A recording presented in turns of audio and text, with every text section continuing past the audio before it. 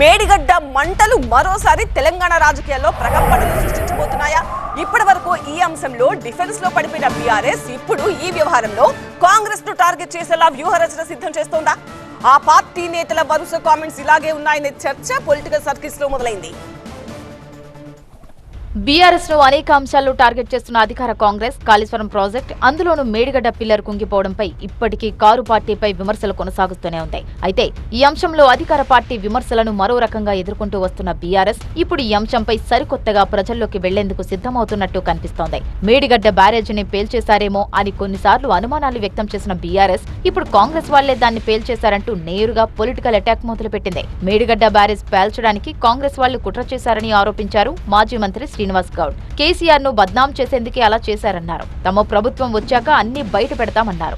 ఈ రోజు వీళ్ళ చెక్ డ్యాములు పేల్చివేత, చెక్ డ్యాములు పేల్చివేయడానికి జిలిటరీ స్టిక్స్ ఇవన్నీ చూస్తుంటే 100% ఆ మేడిగడ్డ బ్యారేజ్ పేల్చిందే. ఈ రోజు కాకపోతే రేపు గవర్నమెంట్ వచ్చిన తర్వాత ఖచ్చితంగా అది బయట పెడతాం. అది పేల్చిందే. పేల్చింది కానట్లయితే అదే కాంట్రాక్టర్ నేను ఉచితంగా రిపేర్ చేసి ఆ పిల్లర్ నిలబెడతా 5 నెలల్లో అన్నప్పుడు ఆ పిల్లర్ నిలబెట్టడానికి ఎందుకు ఇవ్వలేదు ఆ కాంట్రాక్టర్కు? ఒక్కసారి ఆలోచన చేయండి అందరూ. కేసీఆర్ గారిని బదనాం చేయడానికి మేడిగడ్డ పేల్చేసి కూలిపోయిందని చెప్పి దాన్ని రిపేర్ చేయకుండా.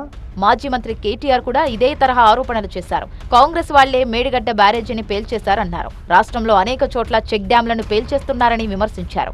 ఈ లంగలే ఈ కాంగ్రెస్ వాళ్ళే ఆ కాళేశ్వరంలో ఉన్న మేడిగడ్డ బ్యారేజ్ని వీళ్ళే వెలిచింది.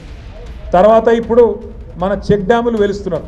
ఒకటి కాదు 2-3 వెలిచిండ్రు ఇప్పటికే. కేసీఆర్ గారేమో కడితే ఈ దరిద్రులు వచ్చిన తర్వాత పేల్చి పారేస్తున్నారు చెక్ డ్యామ్. అయితే మేడిగడ్డపై బీఆర్ఎస్ నేతల వ్యాఖ్యలను కాంగ్రెస్ తప్పుపట్టింది. చేసిన అవినీతి అంతా చేసి ఇప్పుడు ఏవేవో మాట్లాడుతున్నారని మండిపడింది. ఇలాంటి మాటలతో ప్రజలను ఇంకెంతకాలం మోసం చేస్తారని ప్రశ్నించింది. చేసేటి అని చేస్తారు, తప్పులు చేస్తారు, ఇది చేస్తారు. ఇంకా సిగ్గు లేకుండా వీళ్ళు డైనమిట్లు పెట్టి అవి పేలుస్తున్నారు, ఇవి పేలుస్తున్నారు మాట్లాడుతున్నట్టే ప్రజలని ఏమి అంటే ఇంకా ఏం మోసం చేయాలనుకుంటారు మీరు?